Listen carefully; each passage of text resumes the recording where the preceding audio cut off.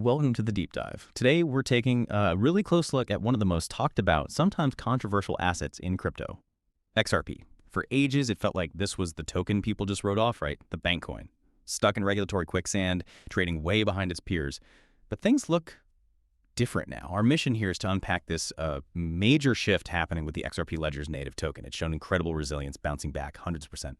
But the big question, the one everyone's asking, can XRP finally break that old 2018 high, the $3.84 mark?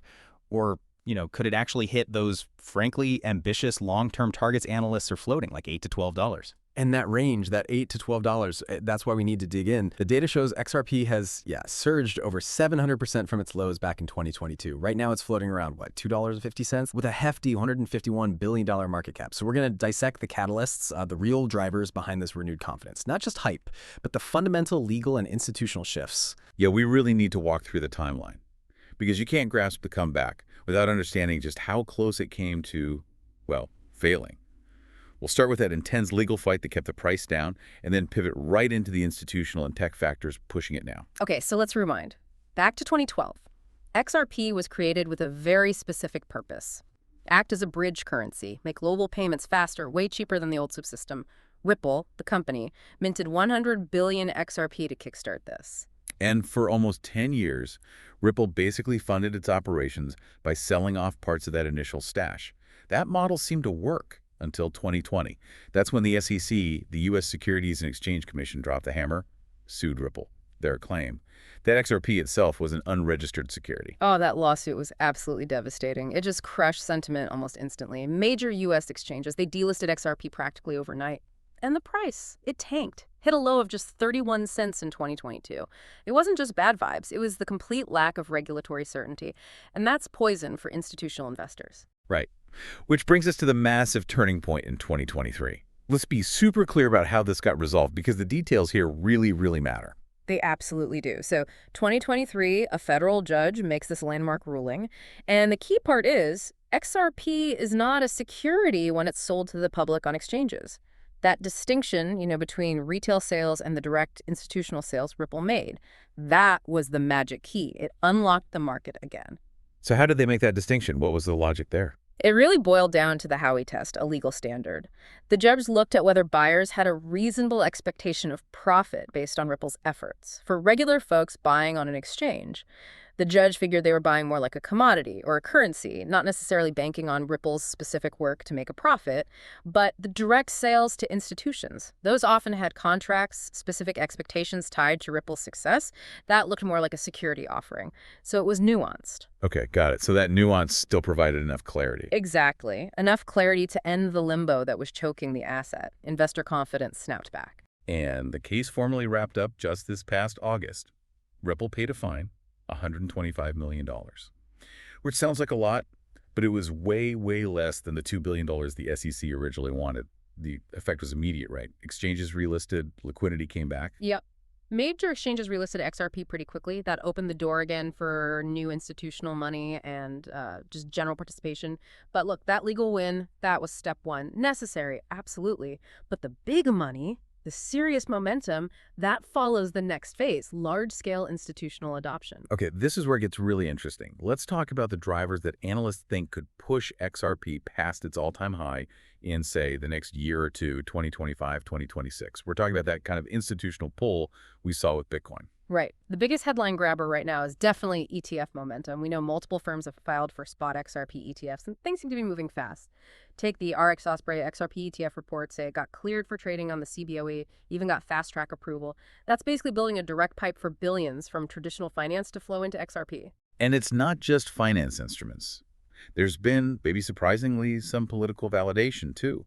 The source material mentions the Trump administration listing XRP as one of 5 strategic digital assets for America's digital asset stockpile, along with Bitcoin, Ethereum, Solana, and Cardano.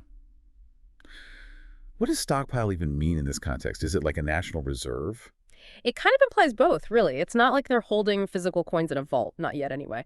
But calling it strategic positions these assets as important for the country's financial and tech future. It's a huge signal to big financial players, tells them these assets have some political favor, less likely to face sudden bans or, crippling regulations soon. It's significant political cover. Okay, shifting gears to Ripple itself, they're not just sitting back after the lawsuit, are they? Not at all. They've actually applied for a U.S. bank charter. Think about that. They want to be the first fully digital bank built completely on blockchain technology. Whoa, a U.S. bank charter.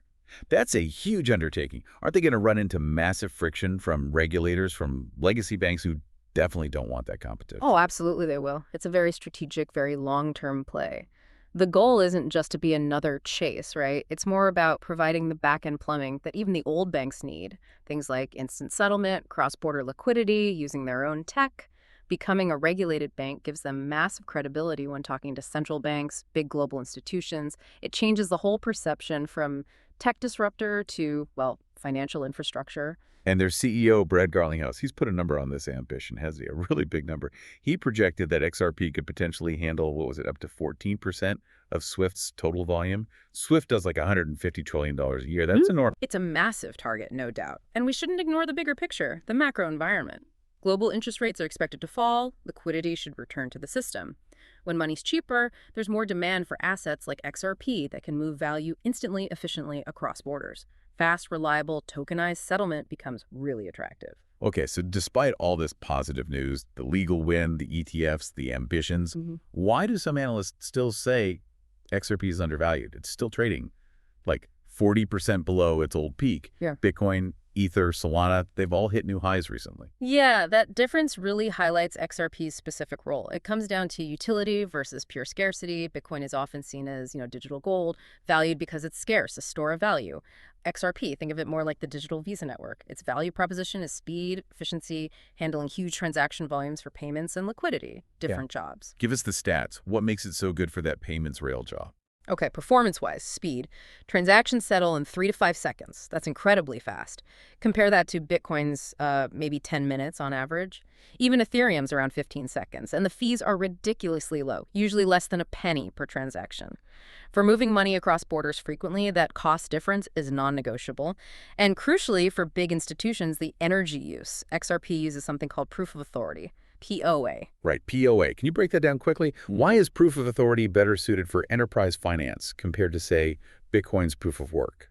Sure. So POA doesn't rely on thousands of miners competing like Bitcoin.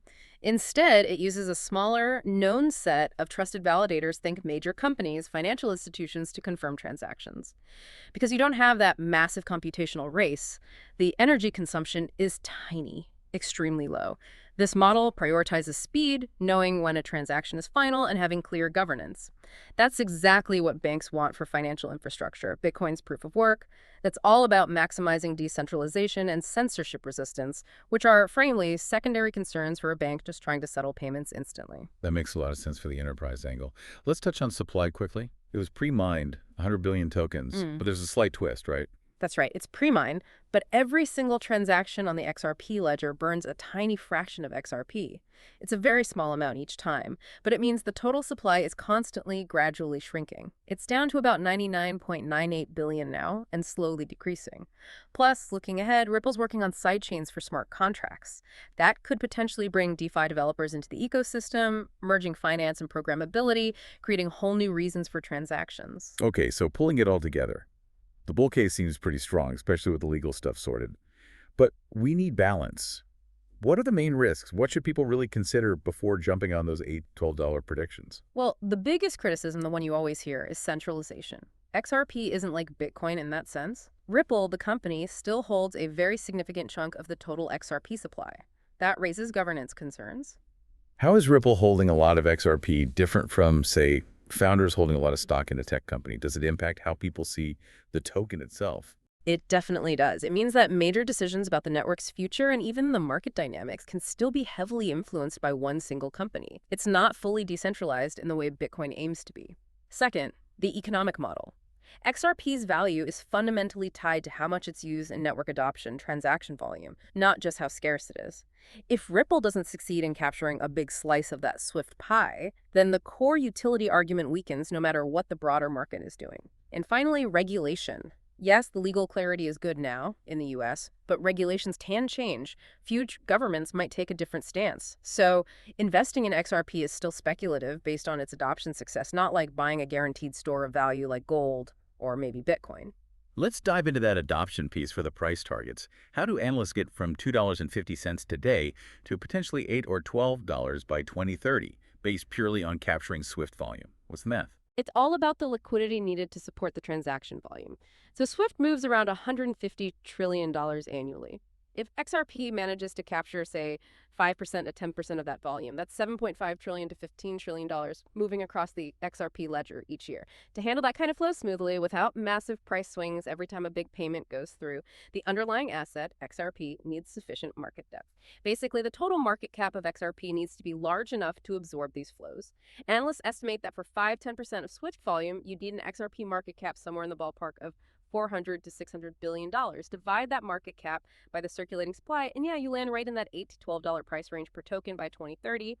If it becomes the go-to settlement layer for banks, its value has to reflect that role. That really puts the utility model to the test. So connecting the dots here, XRP's incredibly tough legal fight seems over. The ETF wave looks like it's just starting, and that real-world use case story is finally beginning. The next few years really could define whether XRP becomes this core piece of global financial plumbing, or if it just stays a high-potential crypto asset. What the turnaround, though, from being sued by the SEC to being listed as a strategic asset, it's quite the journey. So the final question we'll leave you with today is this. Can XRP genuinely capture that 14% of Swift's massive market? Or is that maybe just wishful thinking, a bit of hype to drive interest, something to think about? And hey, if you found this deep dive valuable, please smash that like button, subscribe to the channel, and hit the notification bell. Seriously, engaging with a video, liking, subscribing, leaving a comment, it really does help the channel grow, boosts us in the algorithm, and lets us keep bringing you deep dives like this one. We truly appreciate your support.